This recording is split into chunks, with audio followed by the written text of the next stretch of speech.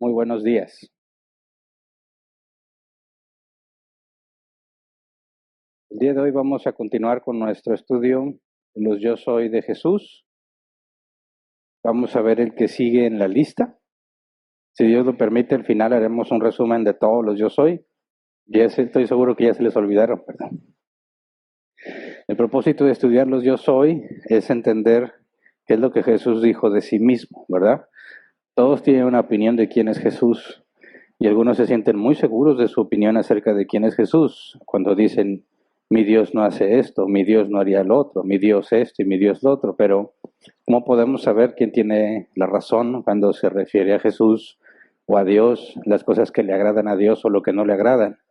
¿Cómo se comportaría o cómo reaccionaría, por así decirlo, Dios en determinada circunstancia? Bueno, para eso tenemos la Escritura y al estudiar los Yo Soy de Jesús podríamos tener certeza de que cuando nosotros pensemos cómo es Dios, si sabemos cómo es Jesús, por lo que vamos a estudiar hoy, Jesús dijo, quien me conoce a mí, conoce al Padre. De manera que por medio de entender los Yo Soy de Jesús, conocemos a Dios. Y entonces podremos tomar decisiones o determinar qué cosas son agradables, qué cosas se deben hacer o no se deben de hacer en base a lo que Jesús dijo de sí mismo. La semana pasada estudiamos el Yo Soy de la resurrección y la vida. Jesús dijo, yo soy la resurrección y la vida. Y vimos, en conclusión, que eso significa que Jesús tiene el poder para restaurar, para impartir y sostener la vida. Todo el poder que requiere toda vida para mantenerse siendo vida, el poder para regresarle la vida a quien Dios quiera, radica en Él.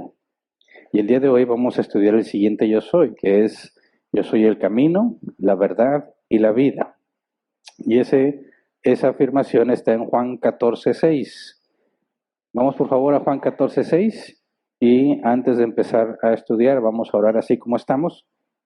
Señor, te damos muchas gracias por tus misericordias, porque si no fuese por ti, Señor, no podríamos permanecer en pie. Gracias porque no tomas en cuenta nuestra maldad, nuestros pecados. Te pedimos que nos muestres el día de hoy, Señor, cómo podemos aprender de ti, cómo es que por medio de Jesús tenemos conocimiento del Padre, cómo es que por medio de Jesús tenemos acceso al Padre y por consecuencia la vida eterna. Ayúdanos, Padre, de manera que lo que leamos pueda ser entendible para nosotros, podamos llevarlo a la práctica y podamos enseñárselo a otros. Te lo pedimos en el nombre de Jesús. Amén. Ahora sí, leamos Juan 14:6. Dice, yo soy el camino, la verdad y la vida. Le contestó Jesús, nadie llega al Padre sino por mí. Y esta afirmación hace que cualquier otro medio que se proponga, cualquier otro camino que se considere para llegar al Padre, necesariamente sería falso, ¿verdad? Si Jesús dice, nadie llega al Padre sino por mí, tiene que ver que no hay ningún otro camino. Y eso te debe llevar a conclusiones muy importantes y que nadie debe de dar por hecho o pasar desapercibidas. Es una forma en la que tú tienes que entender cómo se interpreta todo lo que conocemos, todo lo que otras personas dicen, todo lo que otras filosofías proponen o aseguran, tiene que ser filtrado por estas afirmaciones de Jesús. Entonces, para entenderla con claridad, vamos a hacer lo que estamos haciendo y llevamos haciendo desde hace mucho tiempo, entender el contexto. ¿Qué es lo que está pasando? ¿Por qué Jesús dice eso? ¿En qué momento lo dice? Para poder tratar de comprenderlo. Ahora, esto sucede en la última cena. Si tú lees el capítulo 13, que hace algunos meses lo estudiamos a profundidad, Jesús ya reveló que hay un traidor. En este punto, Jesús ya le dijo a Judas que lo que iba a hacer que se fuese a hacerlo. Ya anunció la negación de Pedro. Y en ese contexto, Jesús les da esta nueva información. Y aquí hay información que no se había revelado en la escritura anteriormente. Es nueva, es una revelación. Y Jesús decide explicárselos hasta este punto. Así que consideremos el contexto inmediato en Juan 13, versículo 31 al 38. Dice, cuando Judas hubo salido, Jesús dijo, ahora es glorificado el Hijo del Hombre y Dios es glorificado en él. Si Dios es glorificado en él, Dios glorificará al Hijo en sí mismo y lo hará muy pronto. Mis queridos hijos, poco tiempo me queda para estar con ustedes. Me buscarán y lo que antes les dije a los judíos, ahora se lo digo a ustedes. A donde yo voy, ustedes no pueden ir. Este mandamiento nuevo les doy, que se amen los unos a los otros, así como yo los he amado, también ustedes deben amarse los unos a los otros. De este modo todos sabrán que son mis discípulos, si se aman los unos a los otros. ¿Y a dónde vas, Señor?, preguntó Simón Pedro. A donde yo voy no puedes seguirme ahora, pero me seguirás más tarde. Señor, insistió Pedro, ¿por qué no puedo seguirte ahora? Por ti daré hasta la vida. ¿Tú darás la vida por mí? De veras te aseguro que antes de que cante el gallo, me negarás 3 veces. Así que el ambiente en el que se encuentran no es un ambiente de alegría, no es un ambiente normal como el que ellos tenían, donde Jesús les cuenta una parábola y luego se las explica y ven la aplicación muchas veces de lo que Jesús les está enseñando. Ahora Jesús se está despidiendo, ¿verdad? Los discípulos están tristes. Cuando Jesús le dice a Pedro, versículo 38, ¿tú darás la vida por mí? ¿De veras te aseguro que antes de que cante el gallo me negarás 3 veces? Quisiera que recordáramos que no lo hizo en privado, ¿verdad? Pedro le dice, ¿a dónde vas? Jesús le dice, no me puedes seguir ahora, me seguirás después. ¿Por qué no puedo seguirte ahora? Por ti daría la vida.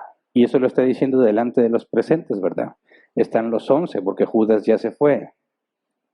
Y delante de todos ellos Jesús le dice, ¿tú darías la vida por mí?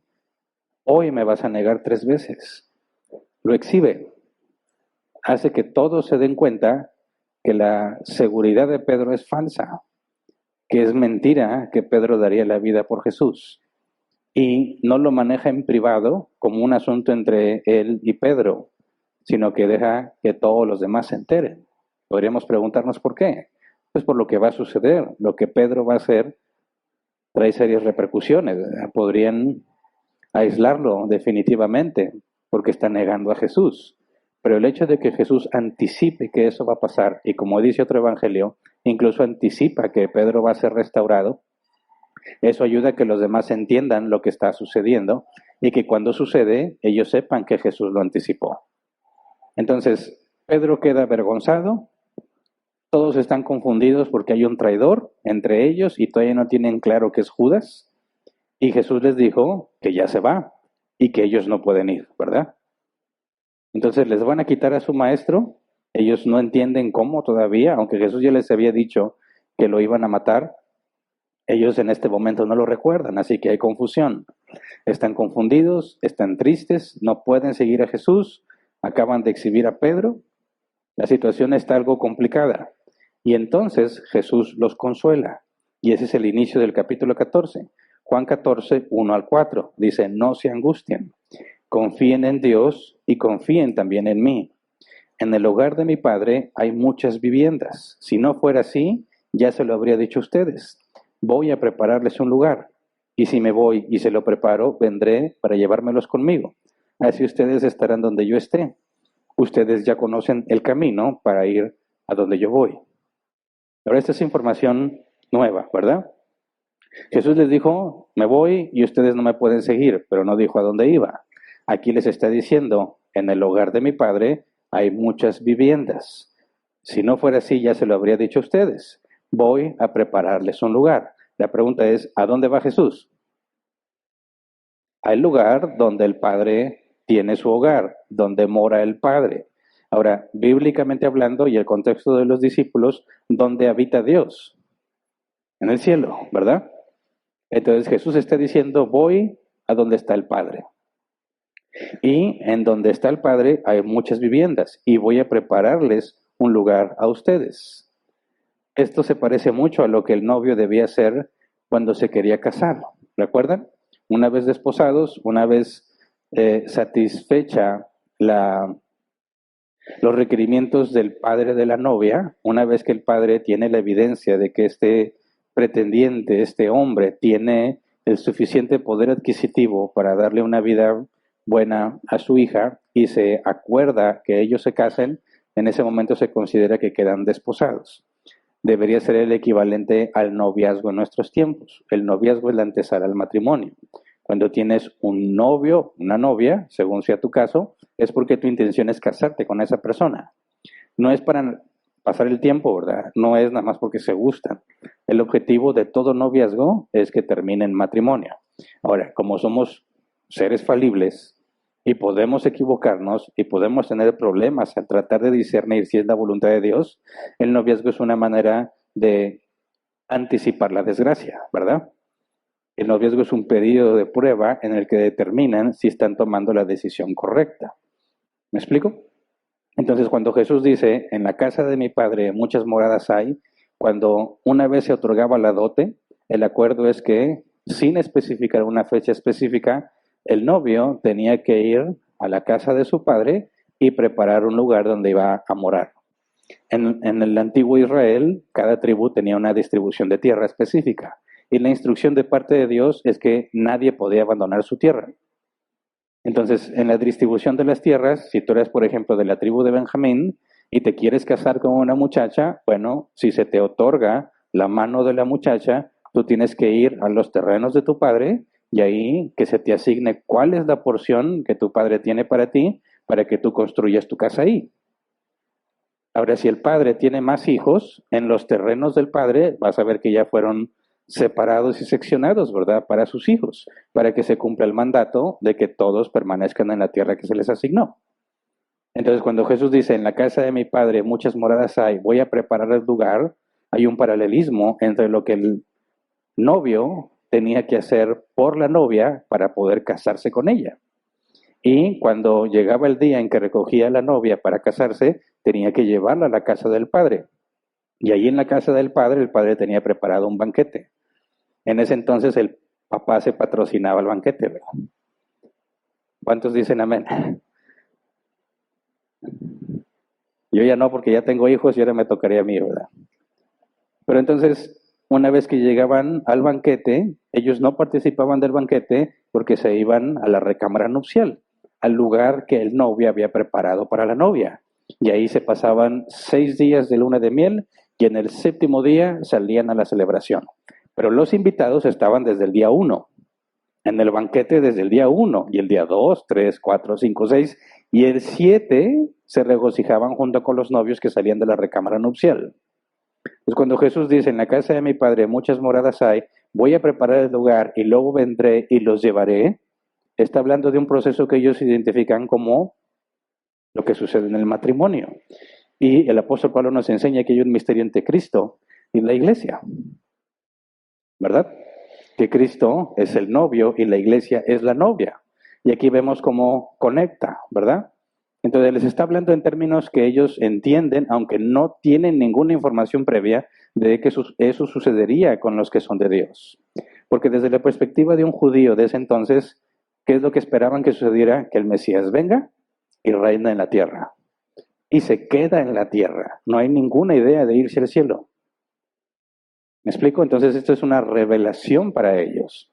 Jesús les está diciendo, me voy, ustedes no me pueden seguir, pero no me voy a ir definitivamente. Voy a preparar el lugar, voy a regresar por ustedes y los voy a llevar allá.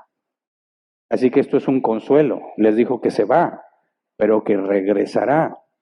Ahora no les dijo cuándo, ¿verdad? Pero esa es la esperanza de todo cristiano, el regreso de Cristo. Esto todavía no se cumple, no se ha cumplido. Todos los cristianos esperamos que Jesús regrese. Entonces cuando dice el versículo 3, y si me voy y se los separo, vendré para llevármelos conmigo, así estarán donde yo esté, vemos que esta separación es temporal, ¿verdad? Entonces, si tú fueses uno de los discípulos y escuchas que Jesús dice eso y tú crees que Jesús es el Mesías, necesariamente te vas a confundir. Porque lo que se espera del Mesías es que quede en la tierra y reine. Y ya, aquí va a estar. Va a haber paz duradera, eterna, sin interrupción. Jesús dice, me voy, vengo por ustedes y me los llevo, ¿verdad? Y luego dice el versículo 4, ustedes ya conocen el camino para ir a donde yo voy. El camino, la palabra griega aquí es hodos, un camino. Está hablando literalmente del camino para llegar. Ahora, si yo estuviera ahí, yo me quedaría pensando, porque me conozco, ¿verdad? Lo que tú me dices tiendo a analizarlo con mucha seriedad. Y si Jesús dice, ok, voy al Padre, a donde mora el Padre, primero diría, a ver, todo el esfuerzo que sucedió desde que Adán y Eva fueron expulsados, desde que se le dio a Abraham, la promesa de una descendencia, y luego se le promete que por medio de Judá Dios establecerá un rey. ¿Se acuerdan que cuando los israelitas salen de Egipto, ellos van con el enfoque de que Dios more con ellos, de que Dios venga a morar con los hombres? Jesús está diciendo, yo los voy a llevar a ustedes a morar allá donde está el Padre. ¿Dónde está el Padre según el contexto judío? En el cielo. Y luego Jesús dice, ya conoces el camino. La primera pregunta que me pasaría por la mente es, ¿cuál es la forma de llegar a donde está el Padre? No la sé. Pero Jesús dice que yo ya conozco el camino. Así que naturalmente esa sería una pregunta.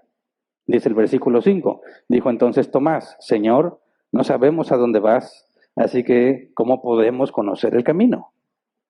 Ahora, ¿qué significa que no sabe a dónde van? Ya lo dijo Jesús, ¿verdad? No dijo directamente, voy a donde está el Padre, pero dijo, donde habita mi Padre hay muchos lugares, hay muchas moradas, dice la Reina Valera 60. Voy allá, versículo 2, en el hogar de mi Padre hay muchas viviendas. Si no fuera así, ya se lo habría dicho a ustedes, voy a prepararles un lugar. Les está diciendo, aunque no literalmente, no les dijo, voy con el Padre, pero está diciendo, allí hay muchas viviendas donde está el Padre, voy a prepararles un lugar. No es difícil saber que Jesús está diciendo que va al Padre, ¿verdad? Al mismo lugar donde habita el Padre. No creo que Tomás no haya entendido eso, ¿no? A mí me parece que la pregunta es distinta.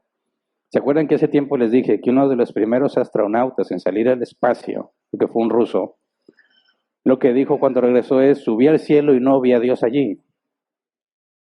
Como una manera de demostrar que lo que la Biblia afirma con respecto al cielo es falso. Entonces, ¿a dónde fue Cristo? ¿Y cómo es que se supone que ellos ya saben cómo ir allá? ¿Cómo llegas allá arriba? Y no quiero que te pongas a pensar, no, pues voy allá con Elon Musk y que me suba su nuevo cohete y llego. No, en aquel entonces no hay forma alguna. Hay un intento registrado de parte de los hombres de llegar al cielo. ¿Quién se acuerda? Babel, la torre de Babel. ¿Cuál era el propósito de la torre de Babel? Subir. De hecho, todas las construcciones que tienen antiguas, de las civilizaciones antiguas que tienen que ver con los dioses, si se fijan, tienen que estar en alto. O son monumentos muy altos, o son monumentos o altares simples, pero en las montañas. ¿Por qué tenía que estar en alto? Porque allá moran los dioses, decían ellos, ¿verdad? Entonces, si te preguntaras a ti mismo, ¿cómo llegas allá? ¿Cuál sería tu respuesta? No tengo idea, dice Tomás, no sabemos a dónde vas. Digo, creo que se puede deducir con facilidad que va donde está el Padre, pero creo que se refiere a geográficamente dónde es eso. ¿Y cómo es que yo sé el camino para llegar? ¿Me explico? Me parece que es una pregunta natural si no estamos comprendiendo lo que Jesús está comunicando, ¿verdad? Tomás está diciendo en términos simples, ok, el Padre está en el cielo, no sé dónde es eso y no sé cómo llegar, ¿verdad? Respuesta de Jesús, versículo 6, yo soy el camino, la verdad y la vida, le contestó Jesús. Nadie llega al Padre sino por mí. ¿De qué está hablando Jesús entonces? Que Tomás no ha entendido. Cuando dice yo soy el camino, usa exactamente la misma palabra griega, hodos, un camino. Jesús dice yo soy el camino. ¿El camino a dónde? Al Padre. Jesús les dice, ustedes ya conocen el camino. Tomás dice, ¿cuál es el camino? Jesús dice, yo soy el camino. Entonces, ¿está hablando de una ubicación geográfica? No. ¿Está diciendo que puede haber una forma en la que llegues al cielo porque ahí está Dios? No. Está hablando sobre un problema fundamental en la Biblia de toda la humanidad. Por cuanto todos pecaron, están destituidos de la gloria de Dios. es imposible que llegues a Dios. Imposible. ¿Por qué? No porque el cielo esté muy alto, sino porque eres pecador, eres malo y Dios es justo. Es imposible que llegues a Él porque morirías. Sin embargo, el problema es, bueno, si no puedo llegar a Dios, ¿para qué me interesa llegar a Dios? Porque Dios es el bien. ¿Qué es el bien y qué es el mal? ¿Recuerdan? ¿Qué es el mal? En hebreo, la palabra ra, dolor, sufrimiento, adversidad. ¿Y qué es el bien? Lo opuesto, aquello que es agradable, benéfico, útil. El mal, ya lo he explicado anteriormente, el mal no es algo. No existe el mal como algo que sea material o en esencia. El mal es la ausencia del bien. Entonces, aunque los hombres no quieren nada con Dios, porque no quieren su ley y ellos quieren seguir pecando, aún así buscan el bien. Porque aún el ateo más ateo que puedas encontrarte se va a quejar de injusticia cuando le roben, ¿verdad? Porque si alguien entra y roba su casa, va a decir eso es injusto. Aunque según su propia cosmovisión es imposible justificar si algo es bueno o es malo. Aún así, el ateo, aún el satanista más satánico, no está dispuesto a que su esposa le sea infiel, ¿verdad? O a dejar que le roben su casa. Aún va a demandar que la policía y la ley haga cumplir lo que debe de cumplir, ¿verdad? El derecho que como ciudadano de X lugar le corresponde. Pero eso es bueno, eso es el bien. De manera que los seres humanos tenemos un problema, amamos el mal, pero necesitamos el bien. El problema de los seres humanos es que quieren el bien sin Dios, y eso es imposible. Entonces, ¿cómo le haces para alcanzar a Dios? Porque Dios ha establecido, dijo el apóstol Pablo, Hechos 17, Dios ha establecido a un hombre que va a juzgarlos a todos. Y se te va a juzgar según lo que has hecho, y vas a ser condenado según tus obras. Y todos merecen la condenación. Entonces, ¿cómo le haces para llegar a la fuente de bien? La fuente inagotable de bien, de donde proviene todo lo bueno. Porque en este mundo muchos piensan que no necesitan a Dios. Yo no necesito a Dios para vivir una vida buena. Yo puedo vivir en paz con mi familia, puedo casarme, tener hijos, no hacerle daño a nadie. No necesito a Dios para eso. No, necio. Si Dios es el bien y la fuente de todo bien, ¿cómo esperas tener una vida tranquila con esposa, hijos y una vida pacífica si el bien no existe? Porque todos experimentan las bondades de Dios. La Biblia afirma que Dios es bueno para con justos y para con injustos, para buenos y para malos. Hoy cualquiera puede decir, yo no creo que haya un Dios. Para mí eso es absurdo. Y al mismo tiempo disfrutar la bondad que proviene de Dios. Pero cuando llegue el juicio final y seas condenado, todo eso va a desaparecer. No vas a experimentar el bien en lo absoluto. Eso es lo terrorífico, eso es lo que debería de causar terror en las personas. Pero no están conscientes de eso, porque están acostumbrados a vivir del bien que Dios les concede, a pesar de que niegan la fuente del bien, pero eso no va a pasar. Así que el problema de la humanidad es que el bien se va a acabar. Te van a privar de cualquier bien que pudieras disfrutar. Y eso es lo que hace terrible el concepto del infierno. Entonces, ¿cuál es la forma de llegar al Padre? No de llegar al cielo donde está el Padre. ¿Cuál es la forma para que un ser humano como tú y como yo pueda llegar al Padre? ¿Cuál es el camino? Jesús dice, yo soy el camino. ¿Qué implica eso? Él pagó la deuda. Nos regaló su justicia. Expiación, propiciación y justificación serían los conceptos teológicos. Sin eso, es imposible que puedas llegar al Padre. Si tu pecado no fue expiado, si la ira de Dios no fue propiciada, y si no tienes la justicia que corresponde a Jesús, no tienes acceso al Padre. Es imposible llegar a Dios si no es por Jesús. Entonces la pregunta sería, ¿hay alguna otra forma de llegar al Padre? No, porque Jesús literalmente dice, nadie llega al Padre sino por mí. No hay otra forma. ¿Qué significa eso? No hay otra forma en la que puedas tener perdón de pecados. No hay otra forma en la que la ira de Dios sea quitada de sobre ti. Y no hay otra forma en la que puedas tener la justicia que se requiere para estar ante Dios. Ahora, eso es importante porque hay muchísimas filosofías y religiones que aseguran que se puede llegar al bien sin necesidad de Cristo.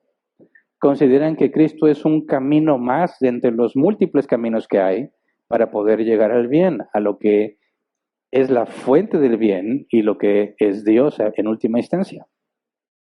Entonces, podemos decir, partiendo de este versículo, que judíos, no estoy hablando judíos de la etnia, sino de la religión judía, judíos, musulmanes, budistas, hinduistas y cualquier otro ista que se te ocurra, están equivocados, porque niegan a Jesús, pero también mormones, que se identifican a sí mismos como cristianos, testigos de Jehová, que también afirman que son cristianos, católicos romanos, que también afirman que son cristianos, también ellos están mal.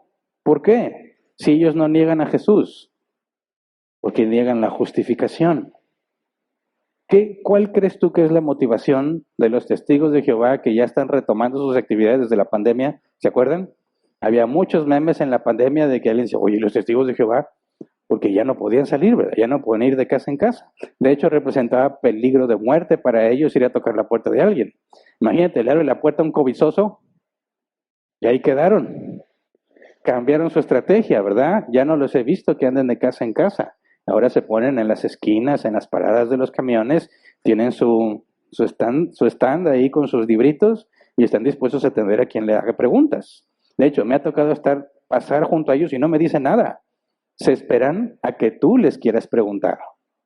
Cambiaron su estrategia, pero la pregunta es, ¿por qué lo hacen? Alguna vez me dijeron, mira, cristianos, aprendan de los testigos de Jehová. Todos los domingos, todas las mañanas que les tocaba a ellos, salen de casa en casa a ver caras, sobre todo si es domingo, porque a quién le agrada que vayan y lo despierten para decirle si tiene un momento para hablar de Jesús como Señor y Salvador. A nadie le agrada. Digo, yo no anduve con los testigos de Jehová, pero yo sí andaba en campañas entre cristianos, donde nos levantábamos temprano para ir a tocar puertas. Y créeme, ni una sola vez alguien nos recibió con alegría, ni una. Por eso cuando viene el meme de que tocan la puerta, oye, ¿tiene tiempo para hablar de Jesús? Sí, claro, pase, se quedan. ¿Y ahora qué hacemos, verdad? Nunca habíamos llegado hasta este punto. Yo lo viví en carne propia, a nadie le interesa, a nadie. Pero ¿por qué lo hacen?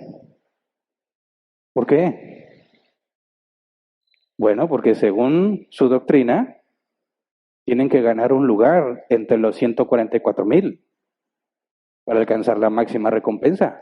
Si no, no la alcanzas. O sea que ellos lo hacen para ganarse su lugar. Niegan a Jesús. Dicen, no, sí, Jesús ahí está y es un profeta. No, pero Jesús es Dios. Ellos van a decir, no, Jesús no es Dios. Y además, lo que tú haces depende, es decir, tus acciones son las que determinan si te salvas o no. Mormones tienen que dedicar, no me acuerdo si son 2 o 3 años de su vida, para irse de misioneros, ¿verdad? Dejan todo, se van a otro lugar y se dedican a hablar de la palabra de Dios. Una vez nos tocó que fueran a mi casa hace muchos años, yo todavía vivía con mis papás y querían que les diéramos tiempo para hablar de Dios. Casi siempre eran extranjeros, ¿verdad? Buenos días. ¿Tiene usted un momento para hablar de la palabra de Dios? No, me estoy bien ocupado. Y una vez me acuerdo si fue mamá que dijo, no, tengo que lavar. Me dijo, nosotros podemos lavar y al final platicar. Fíjate, estaban dispuestos ellos a darle a la lavada con tal de que los dejaras hablarte de Dios. Y también me dijeron, ¿y los cristianos qué hacen? No, pues yo no me voy a meter a lavar. Pero ¿cuál es la motivación? exactamente la misma motivación. Los mormones cargan sobre sus hombros la responsabilidad de su salvación. Si no obran, no se salvan. Católicos romanos, ¿cuál es su doctrina?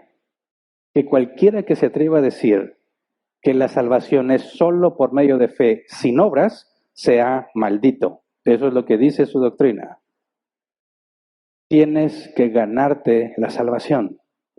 O sea, niegan la justificación. Pero aún así se dicen a sí mismos cristianos. Falso. Niegan la obra salvadora de Cristo. ¿Me explico? Y alguien dice, ay, pero tú sí tienes la verdad, Hernán, ¿verdad? Todos están mal, pero tú estás bien. Bueno, si yo lo dijera de mí mismo, porque a mí sí me ocurrió, tu juicio sería válido, ¿verdad? Pero yo no estoy diciendo lo que yo digo, sino lo que Jesús dijo. Nadie llega al Padre sino por mí. Palabras de Jesús. Y si lo que Jesús dijo es verdad, entonces es imposible que llegues al Padre por tus buenas obras. Imposible. ¿Me explico? Y así podríamos agregar a la lista más filosofías y más creencias, y todas tienen este patrón en común. Tú tienes que salvarte. La única religión que afirma que tú no tienes que hacer nada para salvarte, excepto confiar en las promesas de Jesús, en lo que Él hizo. Y a la vez la Biblia afirma que la fe es un regalo, de manera que no la produces tú. Bueno, si haces eso, eres salvo. La salvación es algo que se regala. ¿A quién? A quien Dios le plazca. Y la Biblia afirma, Dios no rechaza un corazón contrito y humillado. Jesús dice, nadie llega al Padre sino por mí.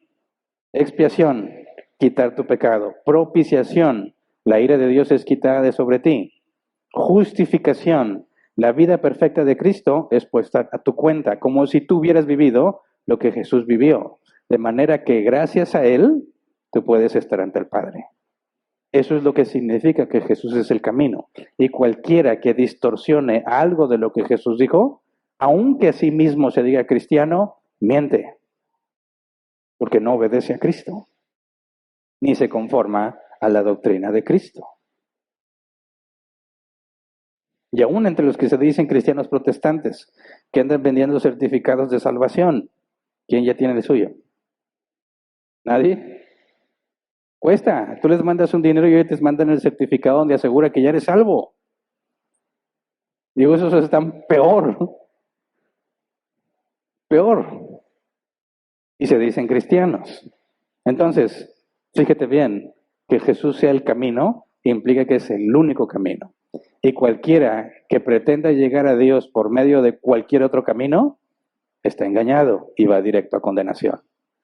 Así de importante es entender que Jesús es el único camino.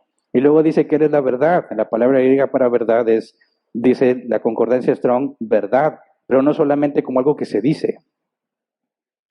Verdad como idea, realidad, sinceridad, verdad en lo moral, verdad divina revelada al hombre. Dice el diccionario Helps, ¿qué es la verdad? Es realidad, lo que es fiel a los hechos, lo opuesto a una ilusión. Entonces, ¿cómo podríamos resumir qué es la verdad? La verdad es aquello que refleja la realidad.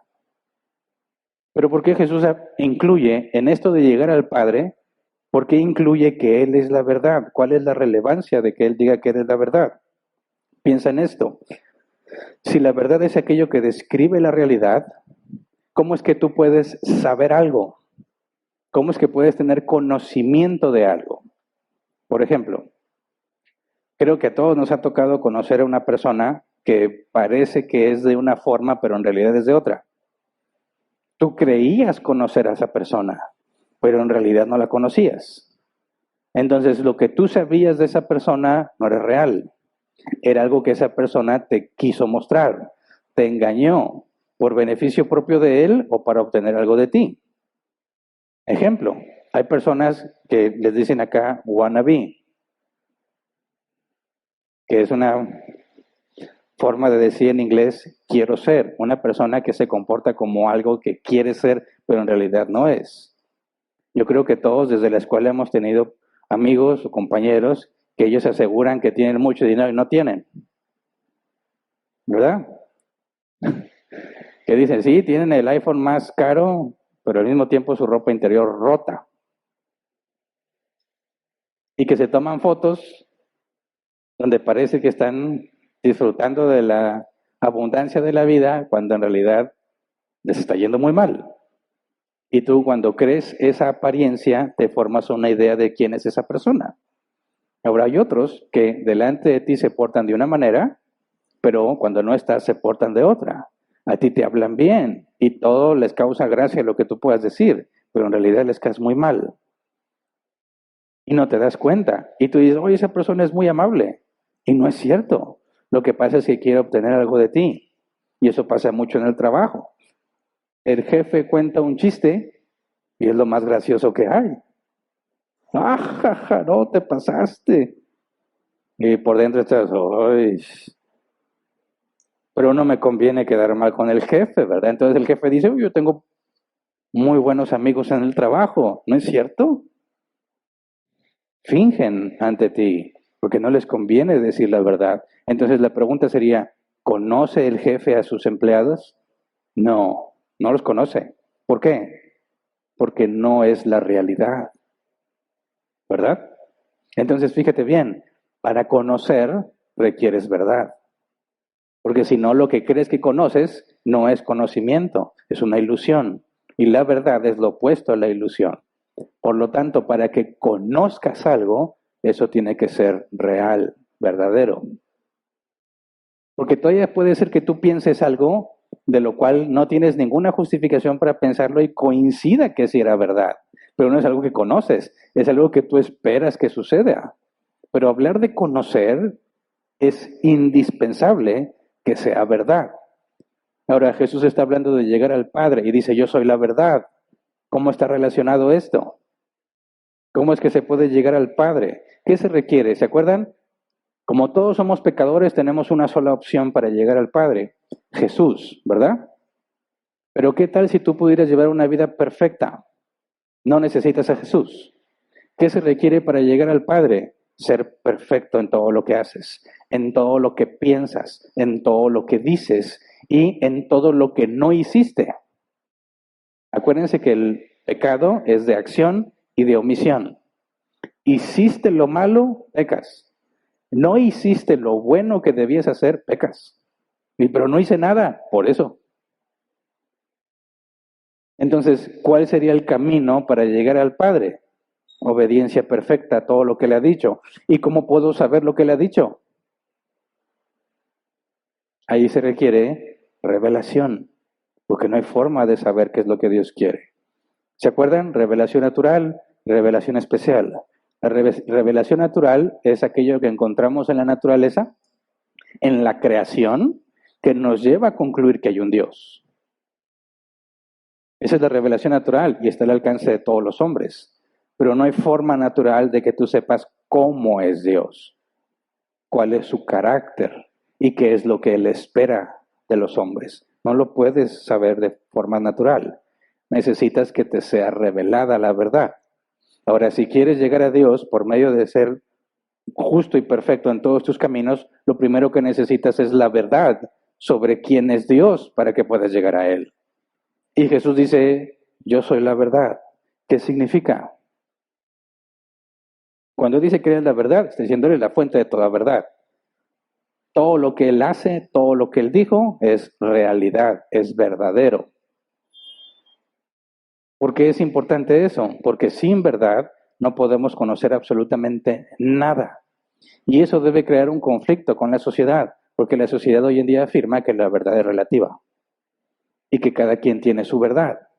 Hace poco me volví a encontrar con el video de esta maestra de matemáticas que la corrieron porque reprobó a algunos alumnos en el examen de matemáticas.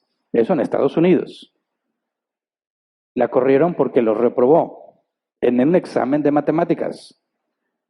Y cuando le cuestionan por qué los repruebas, y ella da la evidencia, porque esta ecuación no corresponde con la solución que ellos dieron. Es una solución incorrecta, por lo tanto está mal y no pueden pasar. ¿Según quién? Porque la verdad es relativa y depende de cada quien. Si para esos niños esa es su verdad, tú no eres nadie para decirles que están mal. ¿Se entiende? Por eso nadie va a reprobar jamás las matemáticas, ni ninguna otra materia. Porque si tú me preguntaras, ¿cuántos huesos conforman el esqueleto humano? Yo te digo 26. Cualquiera, es decir, no, ni te acercaste, Hernán. Esa es mi verdad.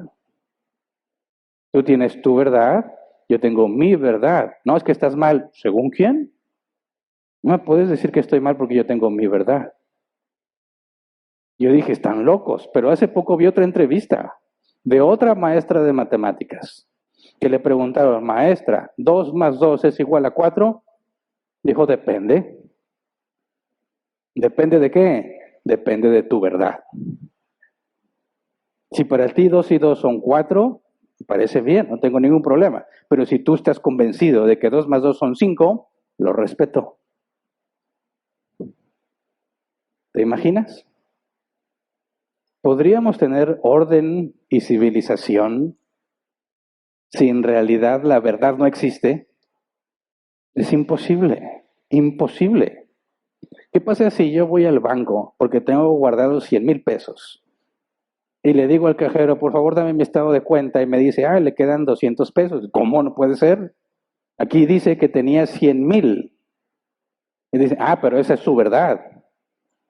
Mi verdad es que nada más tienes 200 pesos. ¿Quién está dispuesto a vivir en un mundo así? Ni siquiera esa maestra de matemáticas, te lo aseguro, ¿verdad? Cuando llegue el día en que le paguen, le van a decir, ¿cuál pago? Pues yo ya trabajé, bueno, esa es tu verdad. Mi verdad es que no hiciste nada, así que no te voy a pagar. Es absurdo. Pero la gente está dispuesta a decir, no, sí, eso es lo correcto. ¿Pero qué debería ser un cristiano? La verdad es relativa. Partiendo de que Jesús dijo, yo soy la verdad, es imposible que la realidad, la verdad, sea relativa. Es imposible que cambie según la percepción de una persona. ¿Por qué? Porque Dios nunca cambia. Y Él es la fuente de la verdad. Por eso la verdad es absoluta y es objetiva, porque está representada en Dios. Dios es la verdad. Toda verdad proviene de Dios. Toda verdad apunta a Dios, aunque sea un libro de matemáticas o un libro de biología. Si es verdad, la verdad proviene de Dios. ¿Me explico? Y cuando dice yo soy la vida, pues eso ya analizamos la semana pasada, ¿verdad? Él es quien da la vida, sostiene la vida, imparte la vida, se la quita y se la da a quien Él quiere. Avancemos. Juan 14:7. Palabras de Jesús. Si ustedes realmente me conocieran, conocerían también a mi Padre. Y ya desde este momento lo conocen y lo han visto. ¿Cómo? ¿A qué se refiere? ¿Cómo es que conoces al Padre por medio de conocer a Jesús? Bueno, porque si Él es la verdad y el Padre y Él son uno, como Él dice, conocerlo a Él es conocer a Dios, ¿verdad? Ahí está el punto. ¿Cómo era Jesús? Así es Dios. Pero no está diciendo que Él y el Padre son el mismo. Ahorita lo vamos a leer. Verme a mí es ver al Padre, dice Jesús. Hace una distinción entre Él y el Padre, pero al mismo tiempo son uno. ¿Qué hizo Jesús? Eso es lo que Dios haría en esa circunstancia. ¿Me explico? ¿Dios se enoja o no se enoja? Pregunto. ¿Sí o no? Sí se enoja, ese es el concepto de la ira, ¿verdad? Cuando hay maldad, Él se aira y tiene que hacer justicia por su ira. Muchos cristianos no les agrada eso, ¿verdad? Dicen que Dios es puro amor. ¿Y dónde quedó la ira? Porque si Dios no tiene ira, no es justo. Y si no es justo, ya no es Dios. No habría nada, ninguna forma de confiar en Dios si no fuera justo. La Biblia dice que Él es fiel y justo para perdonarnos. ¿Cómo que fiel y justo? No merezco ser perdonado por lo que Jesús hizo. Dado que Jesús ya pagó y Jesús me regala la salvación, es justo que Dios me perdone. Pero si Dios no fuese justo, ninguna de sus promesas tendría sentido. Oye, Dios, tú prometiste, sí, pero ya no. Eso sería injusto. Pero Dios nunca deja de ser justo. Entonces, ¿cómo es Dios? Si yo te preguntara, ¿puedes saber cómo es Dios? Sí, sí puedo saberlo. Leyendo y aprendiendo de cómo era Jesús. Así es como sé cómo es Dios. ¿Me explico?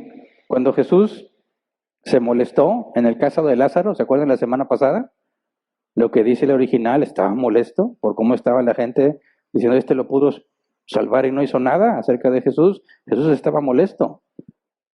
¿Cómo se comporta Dios ante la murmuración? Se molesta, como Jesús se molestó. ¿Me explico? Y eso es importante que lo entendamos, porque en las iglesias hay murmuración y empiezan a decir cosas que no les gustan, pero en lugar de decirle al que puede hacer un cambio, se lo dicen a alguien que no tiene nada que ver. Eso es murmuración. Y Dios no está así como una pared sin emociones ni nada. Le molesta. Eso es lo que hizo Jesús. También Jesús lloró junto con Marta y María. No está ajeno a nuestros dolores y nuestros sufrimientos. Jesús echó del templo a los cambistas. ¿Se acuerdan? Y les volcó las mesas. Mis monedas. No le importó. Volcó todo. Sálganse de aquí. Mi casa es casa de oración, pero ustedes le han hecho cueva de ladrones. Jesús, eso no es políticamente correcto. Pobrecito, tú no sabes si ellos tienen necesidad. ¿Qué tal si es la única forma en la que pueden conseguir sustento para su casa? Aquí no, para afuera todos. Así es Dios. Cuando regañó a sus discípulos, generación incrédula, perversa, ¿hasta cuándo tendré que estar con ustedes? ¿Hasta cuándo tendré que soportarlos? Así es Dios. Cuando Jesús le dijo hipócritas a los fariseos y maestros de la ley, cuando no comió ni durmió por sanar y enseñar a las personas, y le decían, maestro, come, y él decía, no, yo tengo una comida, y es hacer la voluntad del Padre. Cuando tuvo compasión por los enfermos, por la adúltera, cuando le mostró amor a Judas Iscariote a pesar de que sabía que lo iba a traicionar, y cuando amó y se entregó hasta dar la vida por los suyos. Ese es el carácter de Dios. Y muchas personas tienen en su cabeza la idea de Dios como un abuelo consentidor. Esos abuelitos, que muy probablemente me voy a convertir en uno de ellos de ese tipo, si Dios me lo permite, yo no voy a andar regañando a mis nietos. No me van a creer. Yo le voy a decir, no le digas a tu mamá. Yo sí tengo que regañar a los míos, ¿verdad? Pero ¿para qué echarme en contra a los nietos? Yo quiero que llegue su abuelo y estén felices de verme. Que lo eduquen sus papás, ¿verdad? Es este fenómeno que quizás algunos de ustedes ya experimentaron. Cuando eres papá no puedes estar todo el tiempo con tus hijos, ni puedes estar siempre feliz con ellos, pues tienes que regañar, tienes que trabajar. Pero cuando eres abuelo, ahora sí te toca disfrutar, ¿no? Bueno, algunos piensan que así es Dios. Y que les va a decir, sí, mira, sí es pecado, pero tú hazlo. Nomás no le digas al pastor. No. ¿Cómo es Jesús? ¿Qué hizo con los hipócritas? ¿Qué hizo con los malvados? A algunos les extendió gracia y a otros los confrontó públicamente. ¿Me explico? Cuando alguien dice, mi Dios, no sé qué, tu Dios es de mentira. Es un ídolo eso que tú piensas. Porque la Biblia enseña claramente que no tolera al malvado que se cree justo. Y cuando todos esos lugares tienen una bola de mentirosos predicando y no les importa, ¿Te das cuenta? Y no les importa Cristo, no les importa la verdad, no les importa la palabra de Cristo, aunque ellos afirman que aman a Dios y afirman que les habla. Si les hablara, ya les hubiera corrido a todos de ahí. ¿Cómo lo puedo saber? Porque eso es lo que Jesús hizo con los hipócritas. Por eso es muy importante entender quién es Jesús, qué hizo Jesús, porque conocerlo a Él es conocer al Padre. Juan 14, 8 al 11. Señor, dijo Felipe, muéstranos al Padre y con eso nos basta. Pero Felipe, tanto tiempo llevo ya entre ustedes y todavía no me conoces. El que me ha visto a mí ha visto al Padre. ¿Cómo puedes decirme muéstranos al Padre? ¿Acaso no crees que yo estoy en el Padre y que el Padre está en mí? Las palabras que yo les comunico no las hablo como cosa mía, sino que es el Padre que está en mí el que realiza sus obras. Créanme cuando les digo que yo estoy en el Padre y que el Padre está en mí, o al menos créanme por las obras mismas. Pues no nada más Tomás estaba luchando con dudas, Felipe también, y no entiende, y para mí esto es otro regaño. Pero Felipe, digo, lamentablemente en el lenguaje escrito nos priva de muchas cosas. El tono en que lo dijo, la cara que puso Jesús cuando dijo eso daría muchísima información. Estaría mejor que en lugar de que fuera escrito lo guardaran en video. ¿Verdad? Y ver cómo Jesús dijo y qué ademanes hizo y si alzó o no alzó la voz. Ahorita nosotros no podemos más que pensar en que le dijo, ay Felipe, tanto tiempo llevo y todavía no me conoces. Eso es una posibilidad. Otra posibilidad es diciendo, pero Felipe, tanto tiempo llevo con ustedes y aún no me conoces. Cambia completamente el sentido de lo que Jesús hizo. Así que, ¿te imaginas tú qué pasó aquí? ¿Cómo te imaginas que le dijo a Pedro, ¿tú vas a dar mi vida por mí? Hoy me vas a negar 3 veces. ¿Se lo dijo así? O una pregunta sincera, Pedro, ¿tú crees que vas a dar la vida por mí? Estás muy equivocadito. Hoy me vas a negar 3 veces. ¿Cuál? Yo no creo que le haya dicho amorosamente, pero Felipe, tanto tiempo llevo ya entre ustedes y todavía no me conoces, yo lo veo como un regaño. Se estima, no sabemos a ciencia cierta cuánto tiempo estuvo Jesús en su ministerio. Se estima que fueron alrededor de 3 años. 3 años estando todo el día, todos los días con Jesús. Y al final dice, mira Jesús, todo está bien si nos muestras al Padre. Está diciendo, a Moisés no se lo mostraron, pero te doy chance de que me lo muestres a mí, con eso quedamos. ¿Cómo? ¿Y todo lo que vio? ¿Y todos los milagros? Acaba de ver lo de Lázaro. Ya estaba podrido y lo regresó a la vida. No entiende exactamente quién es Jesús. Y ese es el problema de todos nosotros. Por eso tenemos que estudiar. Por eso Jesús le dice, tanto tiempo llevo ya entre ustedes y todavía no me conoces. El que me ha visto a mí, ha visto al Padre. ¿Cómo puedes decirme, muéstranos al Padre? Para conocer a alguien necesitas la verdad de cómo es ese alguien. Jesús es la verdad de cómo es el Padre. Puedes conocer al Padre si conoces cómo es Jesús. ¿Me explico? Si no, es imposible que sepas algo de Dios. Jesús es quien revela a Dios. Y si no hubiese venido a este mundo, no tendríamos idea de cómo es Dios. Versículo 10, ¿acaso no crees que yo estoy en el Padre y que el Padre está en mí? Las palabras que yo les comunico no las hablo como cosa mía, sino que es el Padre que está en mí que realiza sus obras. Jesús, fíjate, hace distinción entre Él y el Padre, y al mismo tiempo dice que están unidos. Fíjate lo que dice la Biblia de Estudio de la Reforma. Dice, en la Escritura se proclaman 3 grandes unidades. La unidad de las 3 personas en la Trinidad, la unidad de la naturaleza humana y divina de Jesús, y la unidad de Cristo y su pueblo en la redención. La Biblia afirma que el Padre, el Hijo y el Espíritu Santo son uno, ¿verdad? También afirmamos que la naturaleza humana de Jesús y su naturaleza divina están unidas en una sola persona. y que nosotros somos uno en Cristo.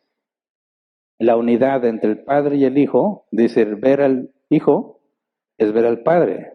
Llegará el día en que ver a los redimidos será ver a Jesús. Ahorita estamos muy lejos de eso. Pero cuando Él regrese, la Biblia afirma, seremos transformados con un cuerpo glorificado, lo que se le llama la nueva humanidad. Y entonces seremos un fiel reflejo de lo que es Él, pero todavía no. Y eso es un problema que muchos no entienden, porque dicen, uy, tú eres cristiano y así quieres que crean el cristianismo. No estás comprendiendo, ¿verdad? Leí un ejemplo que me resultó muy útil, espero que te resulte útil a ti. Decía, cuando tú vas, ya ves que hace poquito hubo oportunidad, a lo mejor a nadie le interesa ese tipo de música, pero hubo oportunidad de escuchar música clásica, instrumental, en una especie de concierto. Casi no hay de eso. Y por lo mismo está caro. Yo me quedé con todas las ganas de ir, también una de mis hijas. Imagínate estar ahí, imagínate que van a representar, no sé, piezas de Beethoven. Y pagas y te sientes a escuchar una de las sinfonías de Beethoven y lo hacen pésimamente mal. Uno se adelantó, el violinista le falló, a uno del cello se le reventó la cuerda y estuve tratando de acomodarla. Cuando salgas de ese lugar, ¿qué crees que vas a decir? ¿Tú crees que vas a decir, hombre, ese Beethoven, malo, lo que compuso no sirve para nada, y te vas? ¿O dirías, estos que trataron de replicar la obra de Beethoven son malísimos, pero no acusarías a Beethoven de ser un farsante por la manera en que lo representaron? ¿Estamos de acuerdo? Sin embargo, la gente trata de acusar a Cristo por lo que los cristianos hacen y desprecian el cristianismo por lo que los cristianos hicieron. Es absurdo, ¿verdad? Es absurdo, pero es inevitable. Y tenemos responsabilidad en eso, glorificar a Dios por medio de nuestras acciones.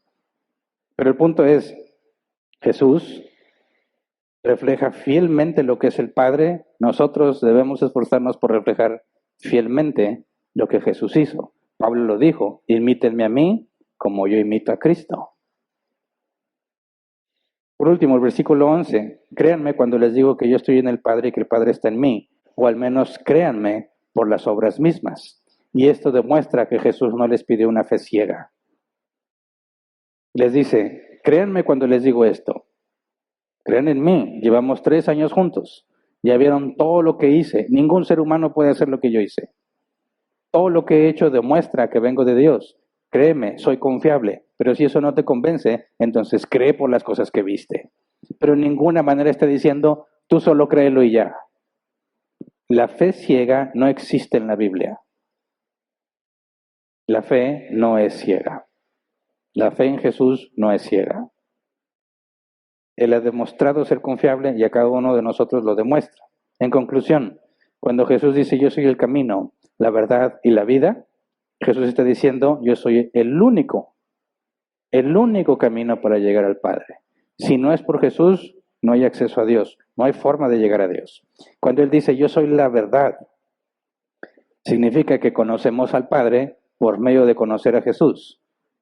Y si Jesús no fuese la verdad, o si la verdad no fuese absoluta y objetiva, no podrías conocer nada. No nada más al Padre no lo podrías conocer. No podrías saber nada. Todo sería una ilusión. Y cuando dice que eres la vida, refiere que Él es quien sostiene mi vida y la del peor ateo que te puedas imaginar, del peor asesino y el peor satánico que puedas pensar, que tiene vida, está sostenido por Dios. Por lo tanto, Jesús es el camino que debemos de seguir. Él es la verdad que debemos creer y Él es la vida que debemos anhelar. Todo para nosotros está en Él. Sin Él no somos nada. Cuando Jesús dice yo soy el camino, la verdad y la vida, está dejando en claro que es imposible llegar a Dios por ningún otro medio. Es imposible saber algo por ningún otro medio. Todo depende de Él. Así que vamos a ponernos de pie y vamos a orar.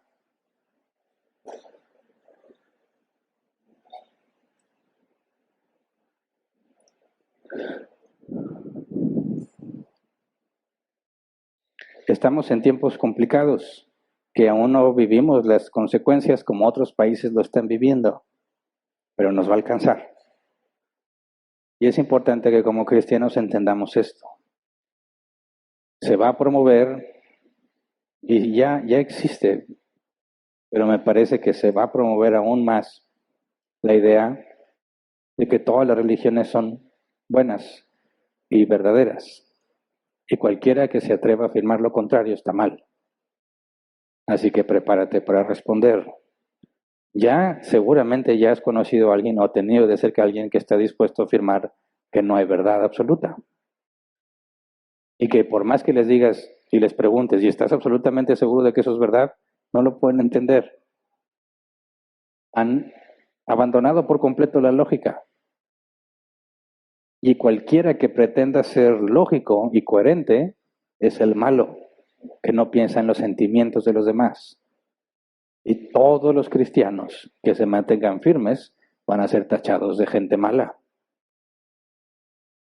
Porque no estás dispuesto a reconocer que lo que otro dice que es verdad.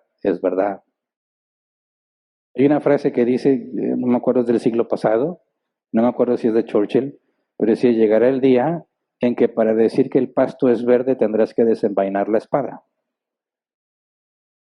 Y estamos muy cerca de esos días.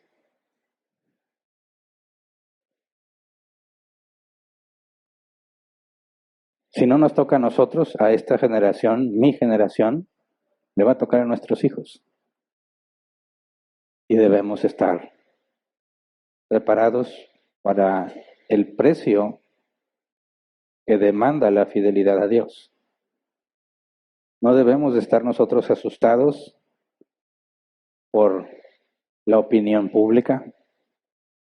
No sería sabio que como cristiano pongas un negocio que depende de la opinión pública. Tienes que estar preparado para responder con la verdad. Y lo más difícil de todo, de forma amena y de buen gusto. Porque la verdad ofende. Y la manera en que la decimos ofende más. Así que va a ser muy complicado cuando en el trabajo te pidan que hagas algo que tú sabes que es incorrecto. Y tengas la presión de tus superiores y tengas que negarte. Va a ser muy complicado cuando pretendas llevar amistades que para ellos la verdad es subjetiva y te demanden que estés de acuerdo con lo que ellos piensan. Pero si eres cristiano, no vas a durar mucho con esas amistades, que no te van a tolerar, te van a marginar. Así que como cristiano, si tu principal objetivo no es agradar a Dios, te vas a meter en muchos problemas al tener que aceptar ideologías extrañas, incoherentes, actividades que claramente son erróneas a la luz de la Escritura, aunque todas las hagan, se va a hacer muy difícil ir contracorriente. Pero Jesús ha prometido que nos sostendrá. Así que los cristianos tienen que estar preparados en su mente para ir haciendo su separación de las corrientes de este mundo. Ahorita todavía estamos muy tranquilos en esos temas. Sí, te puedes encontrar gente que ya se enoja, se molesta, ya vemos que hay manifestaciones en las universidades tratando de meter la ideología de género. En Estados Unidos eso ya está súper esparcido. Aquí nos está empezando a llegar y los cristianos tienen que responder. Se van a burlar de ti. Se van a burlar de ti. Así que prepara tu corazón. Los cristianos no debemos tenerle miedo a la opinión pública, ni miedo al dolor, al rechazo.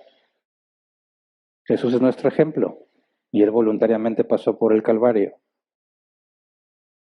Y la Biblia demanda que seamos como Él. Así que el cristiano tiene que empezar a ser una persona dura, no de carácter, sino dura, de que no se deja caer.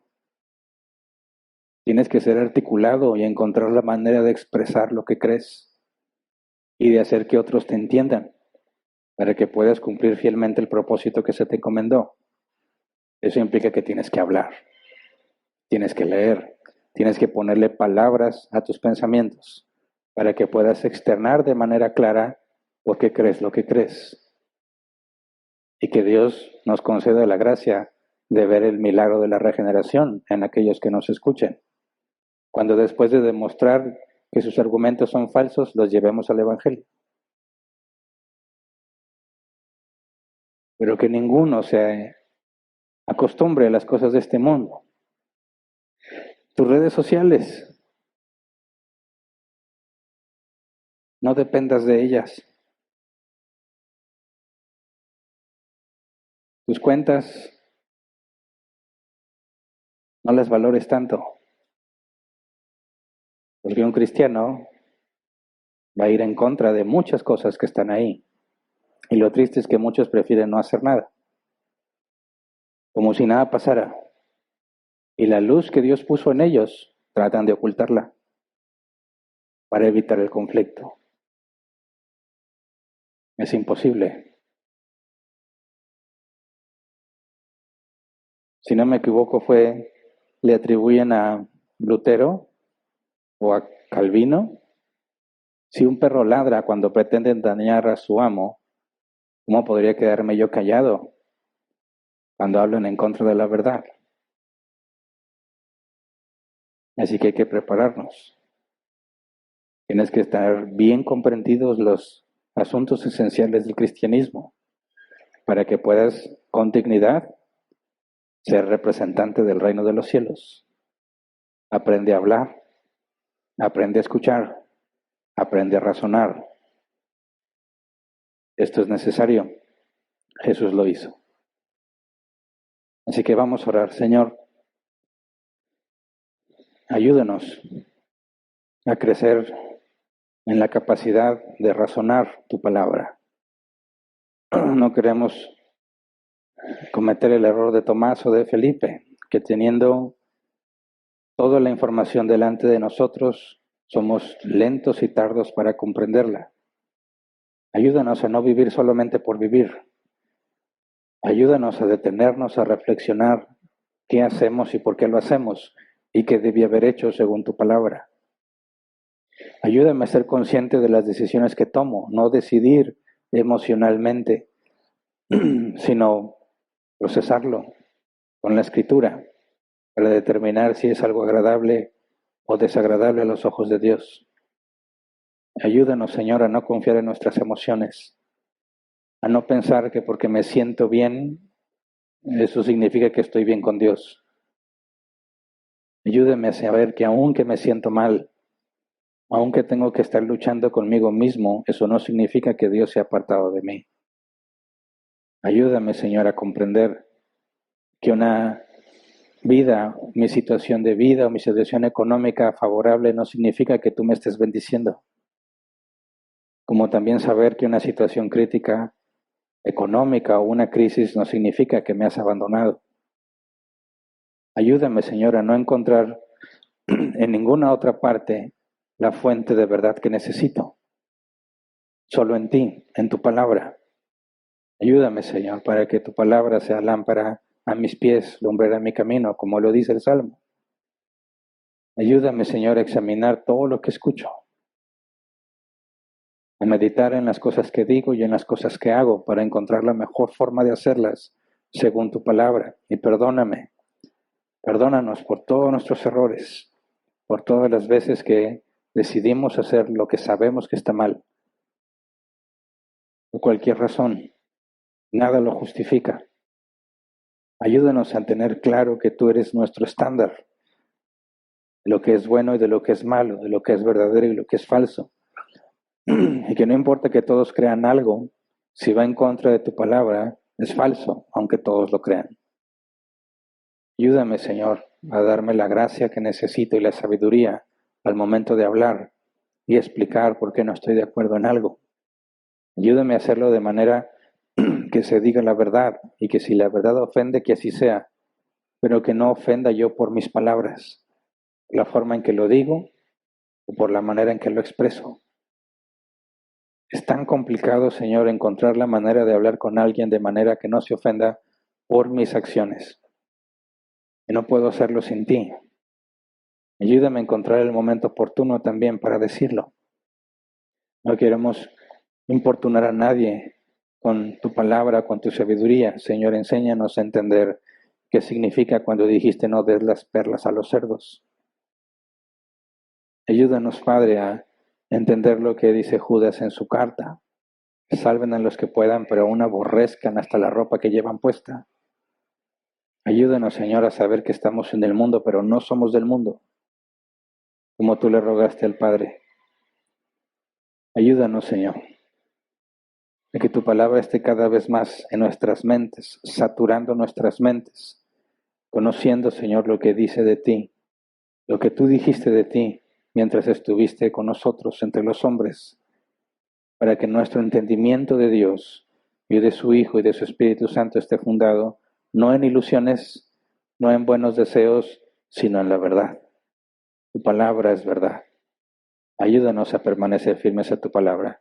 Te lo pedimos en el nombre de Jesús. Amén. Pueden sentarse. Pasamos a la sección de preguntas. 15 minutos como máximo para tratar de responderlas. Yo veo que ya hay preguntas. Ok, muy bien. Si la pregunta no tiene que ver con el tema, pues la dejo al final y si hay tiempo trataré de resolverla. Y también les adelanto, mientras doy chance a que se escriban preguntas, que el Ministerio de Mujeres está llegando al fin de temporada y luego va a haber una temporada 2, o sea, la revancha. Va a haber una segunda temporada y estuvimos hablando con las encargadas del Ministerio de Mujeres y se propuso algo que nos parece que es muy útil, que es involucrar a los esposos en cuanto a lista de temas a tocar. Es decir, si les preguntamos a las mujeres qué temas les gustaría saber, pues ellas van a responder en base a su perspectiva, ¿verdad? Pero no es anormal que el hombre diga, no, deberían enseñarle esto y esto y esto, ¿verdad? Porque obviamente él ve cosas que su mujer no va a ver. Y si tú le preguntas a ella qué crees que necesita saber, pues no va a coincidir necesariamente con las áreas de oportunidad que el esposo ve, ¿verdad? O quizás no es una mujer casada, vive con sus padres y los padres dicen, oye, tiene que aprender de esto y de esto y de esto como mujer. Entonces, lo que se propuso, y nos pareció una excelente idea, es que se dé la oportunidad a los hombres de proponer temas. Y agárrense porque cuando venga el de los hombres, ellas van a proponer. Entonces, queremos hacerlo de una manera sencilla, va a ser por medio de un formulario en Internet. Entonces, voy a pasar a la sección de preguntas y al terminar, voy a dar la explicación sobre cómo va a ser el mecanismo para que proveas la información. ¿Okay? Son varias preguntas. No es necesario que seas miembro de la iglesia. Si te estás congregando aquí y eres esposo o padre o de alguien o de una mujer que viene a la reunión de mujeres, entonces puedes participar. Por supuesto que ahí va a haber preguntas sobre quién eres tú y esas cosas para poder saber quién está opinando, porque va a decir, no, pues el niño fulano dice que las mujeres deben aprender eso. Pues no, ¿verdad? Lo que queremos es que sea información útil. Si alguien dice aquí, no, pues yo no tengo ni hija ni nada, pero yo quiero dar mi opinión, pues de nada sirve, ¿verdad?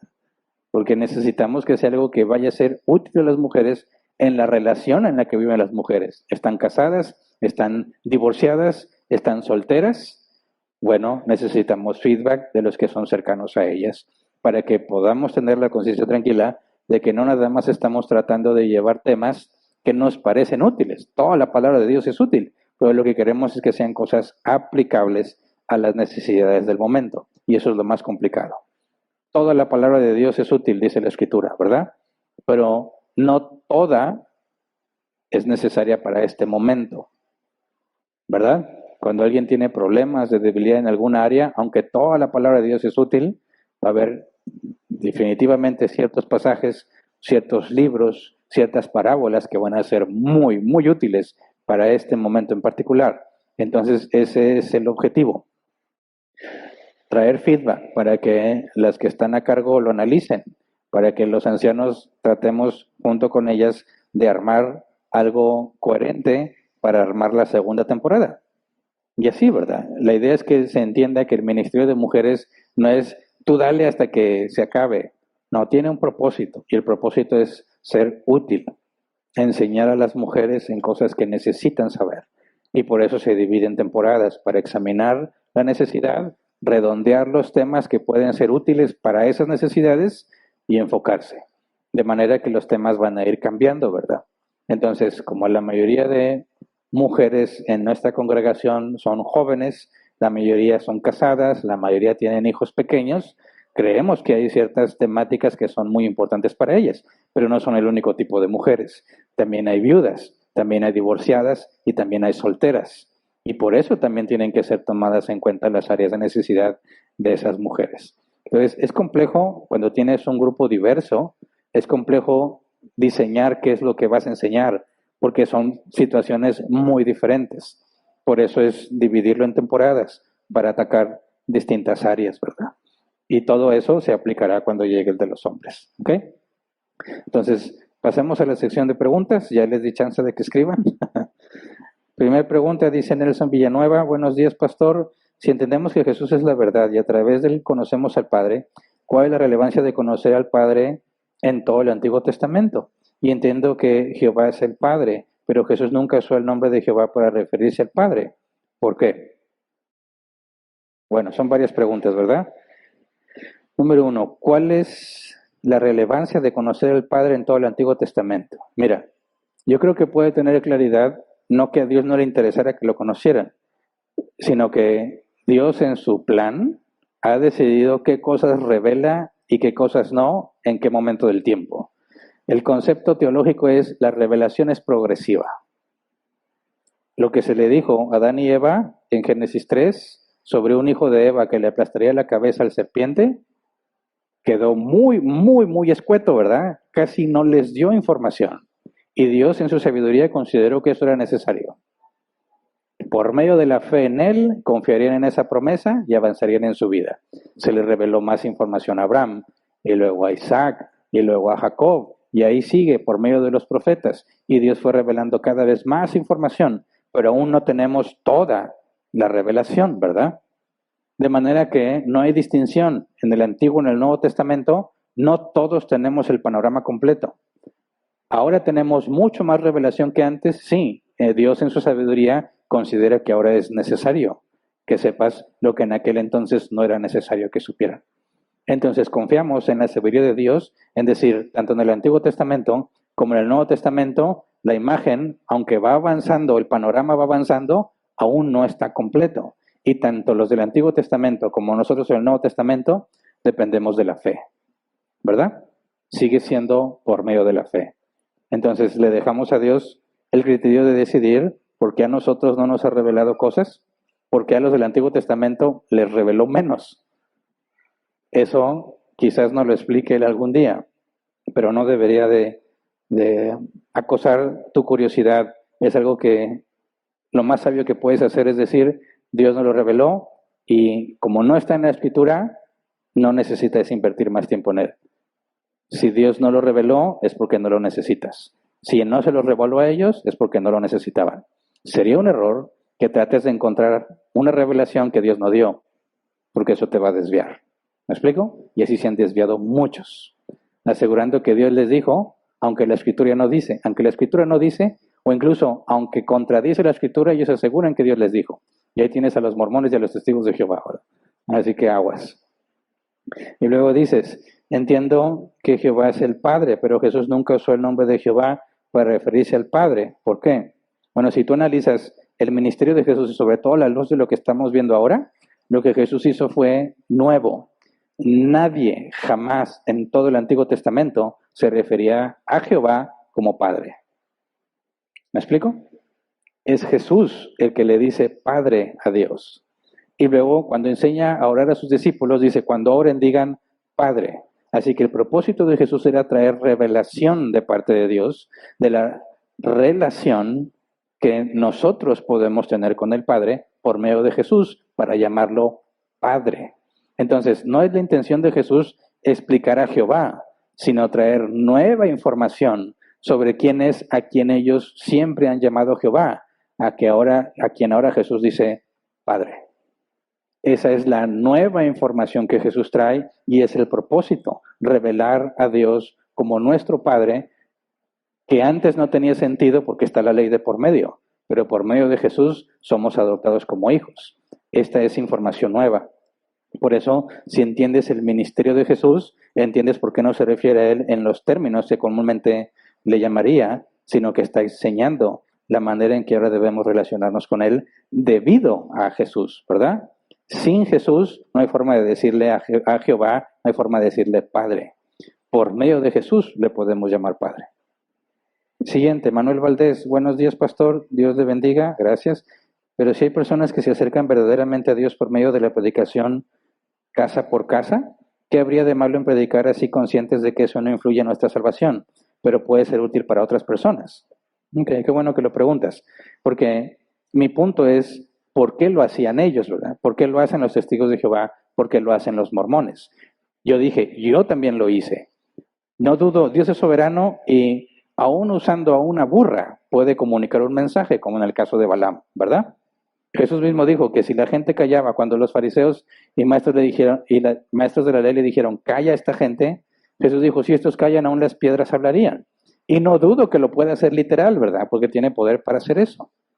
El punto es, ¿por qué haces lo que haces? Entonces, si tú dices, yo quiero ir casa por casa a hacerlo, y así vas a glorificar a Dios, hazlo. Pero no porque eso te va a dar salvación.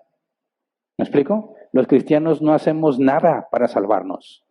El que es cristiano ya es salvo, porque es un regalo. Y lo que haces, lo haces por gratitud para agradar al Padre.